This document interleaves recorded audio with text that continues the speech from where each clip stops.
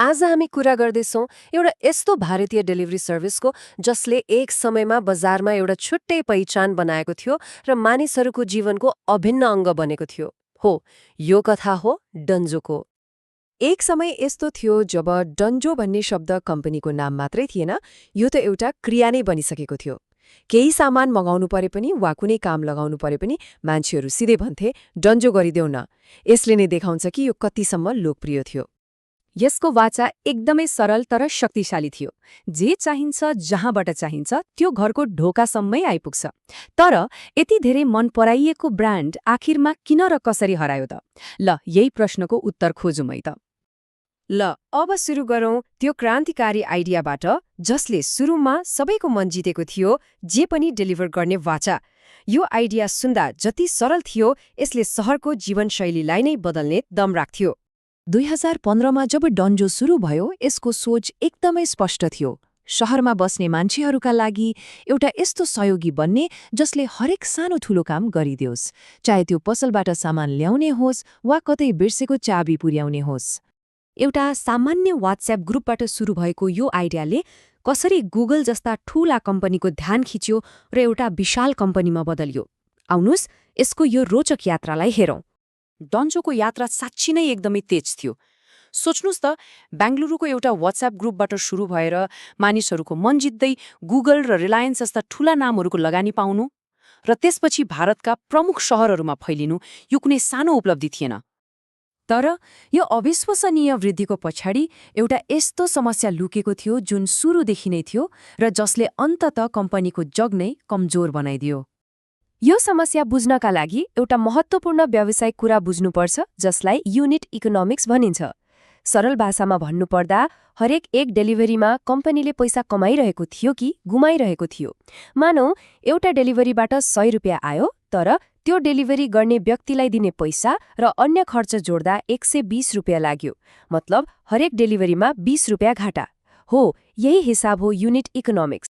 डन्जोको व्यापार मोडेलमा एकातिर डेलिभरी शुल्क र पसलहरूबाट आउने कमिसन जस्ता आम्दानीका स्रोत थिए, तर अर्कोतिर डेलिभरी पार्टनरलाई दिइने पैसा, नयाँ ग्राहक बनाउँदा लाग्ने खर्च र लजिस्टिक्सको भारी लागत थियो। यी दुई बीच सन्तुलन मिलाउनु नै सबभन्दा ठूलो चुनौती थियो। र मुख्य कुरा यही थियो, यति धेरै लोकप्रिय भए पनि डन्जोले आफ्नो लगभग हरेक डेलिभरीमा पैसा गुमाइरहेको थियो र कम्पनी जति ठूलो हुँदै गयो, घाटाको खाडल पनि त्यति नै गहिरिँदै गयो। अब हेरौँ, बजारमा एउटा यस्तो नयाँ तुफान आयो जसले डेलिभरीको पुरै खेल नै परिवर्तन गरिदियो र डन्जोको समस्यालाई झन विकराल बनाइदियो।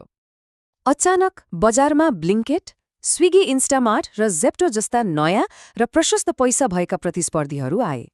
उनीहरूको ध्यान एउटा बिल्कुलै फरक र आक्रामक मोडेलमा थियो। यी प्रतिस्पर्धीहरूले क्विक कमर्स भन्ने एउटा नयाँ कन्सेप्ट ल्याए। उनीहरूको वाचा थियो 10 देखि 15 मिनेटभित्रै अत्यावश्यक सामान घरमा। यो त गतिको एउटा नयाँ बेन्चमार्क नै थियो। यसले ग्राहकको अपेक्षाले नै परिवर्तन गरिदियो। जहाँ डन्जोको बलियो पक्ष जे पनि डेलिभर गर्ने सुविधा थियो, अब बजारको ध्यान अत्यावश्यक सामान कति छिटो आउँछ भन्ने कुरामा केन्द्रित भयो। र डन्जोको सबैभन्दा ठूलो शक्ति नै यसको कमजोरी जस्तो देखिन थाल्यो। यो नयाँ प्रतिस्पर्धाको तीव्र दबावले डन्जोको आर्थिक जगमा पहिलेदेखि नै रहेका दरारहरूलाई अझै फराकिलो बनायो र सबैले देख्ने गरी बाहिर ल्याइदियो। अब आर्थिक तनाव लुकाउन सकिने अवस्थामा रहेन। कर्मचारीहरूको तलब महिनौसम्म रोकियो, सामान दिने भेन्डरहरूले समयमा पैसा पाएनन् र कम्पनीले पटक पटक आफ्ना कर्मचारीहरूलाई निकाल्नुपर्ने बाध्यता आइलाग्यो। त्यसपछि कम्पनीले आफूलाई बचाउनका लागि पछि हट्ने निर्णय गर्यो। क्विक कमर्ससँग प्रतिस्पर्धा गर्न सुरु गरिएको डन्जो डेली बन्द गरियो, घाटामा चलिरहेका शहरहरूमा सेवा बन्द गरियो र कम्पनीको आकार एकदमै सानो बनाइयो। त्यसो भए यो सम्पूर्ण यात्रालाई हेरिसकेपछि यहाँबाट सिक्नुपर्ने सबैभन्दा महत्त्वपूर्ण पाठ के हो त? यो केवल एउटा कम्पनीको असफलताको कथा मात्रै होइन। डन्जोको कथाले स्टार्टअपको दुनियाँमा एउटा गम्भीर प्रश्न खडा गर्छ, विशेष गरी यस्तो कडा प्रतिस्पर्धा भएको बजारमा। के जसरी भए पनि ठूलो हुनु महत्त्वपूर्ण हो वा नाफा कमाउँदै दिगो तरिकाले अघि बढ्नु? र यसले प्रविधि जगतका सबैका लागि एउटा महत्त्वपूर्ण पाठ सिकाउँछ। बजारमा आफ्नो हिस्सा बढाउने होडमा व्यापारको सबैभन्दा आधारभूत सिद्धान्त अर्थात् हरेक कारोबारमा नाफा कमाउने कुरालाई कहिल्यै बिर्सनु हुँदैन।